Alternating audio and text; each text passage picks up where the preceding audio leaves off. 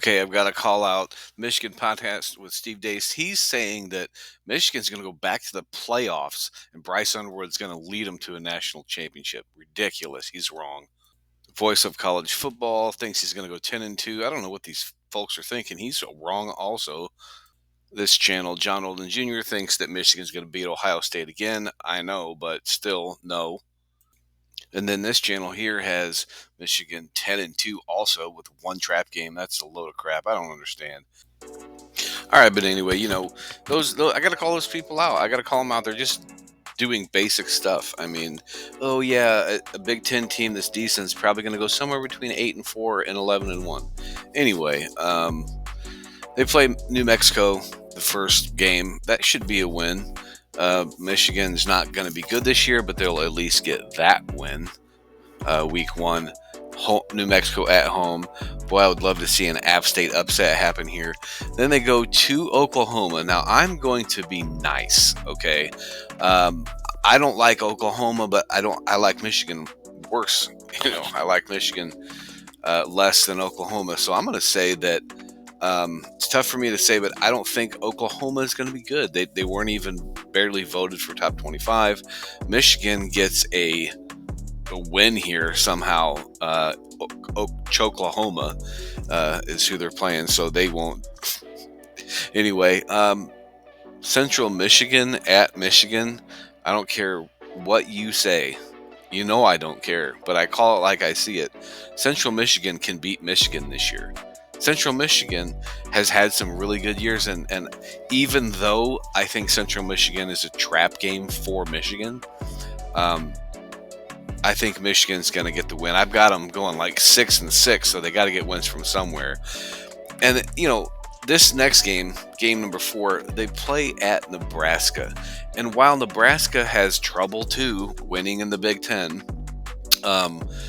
I still think Nebraska is going to be better than Michigan. So this game at Nebraska, they do play decent at home. I've got Nebraska getting a win. Sorry, Michigan fans. Just being honest with what I see. Underwood is not going to do well. It's going to be a bad year for Michigan. Then versus Wisconsin, I think Michigan's going to end up losing this game too. Michigan's going to be a bottom half team this year. And all the predictions that I'm reading are basically saying the Michigan of last year is going to be here. That was the worst year. I predict completely opposite. I predict that Michigan's going to still go towards the bottom of the barrel.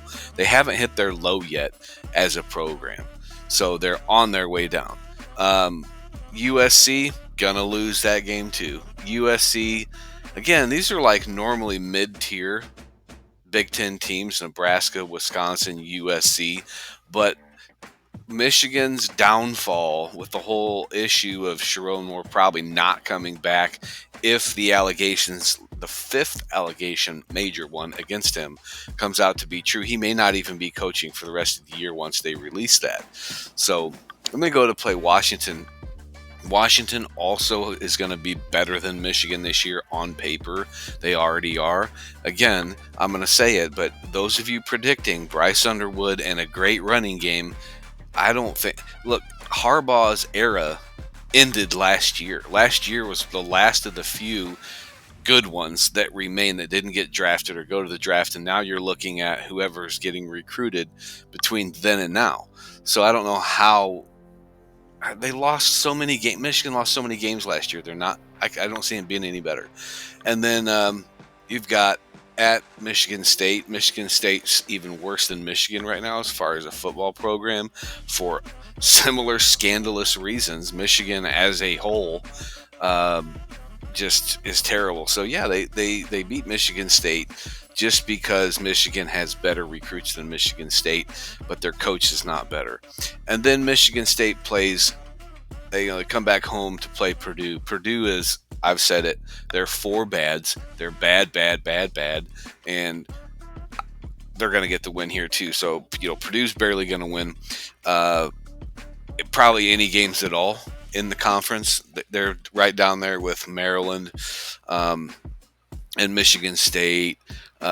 So anyway, we go to the next game, and of course, I'm biased because I'm a Northwestern fan. Very happy and proud to say that I like a school that only gets false allegations against them. Their coach gets fired wrongfully, and then he sues for $300 million and civilly. And so, the Northwestern scandal has been over for a couple of years. This is David Braun's fourth year there, third year as the head coach, and typically Braun and company and Northwestern and company, they stole Preston Stone from SMU. So Northwestern's got a five-star quarterback. They're going to beat Michigan this year too.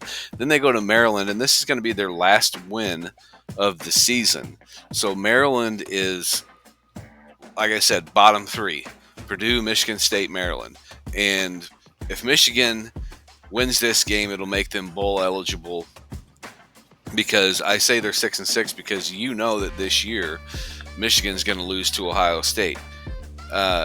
It's not impossible, right? Nothing's impossible because we saw Appalachian State beat Michigan at the small house up there, and so Ohio State's going to win. They're going to have a playoff run again. Ohio State will. And this game right here is going to be the only reason Michigan fans are even still watching college football. We're going to revert back to the Lloyd Carr, Rich Rodriguez era after Sharon Moore is gone, and there's going to be a lot of crying, just because it's the last string that Michigan has to hold on to is beating Ohio State. And Michigan owns Ryan Day. We know that, but this is Ryan Day's time to turn it around. So anyway, I don't know why anybody's ranking them number 14. I have yet to hear any podcast tell me, or any streaming people tell me, that Michigan is going to be better because they got a new freshman quarterback who has not played.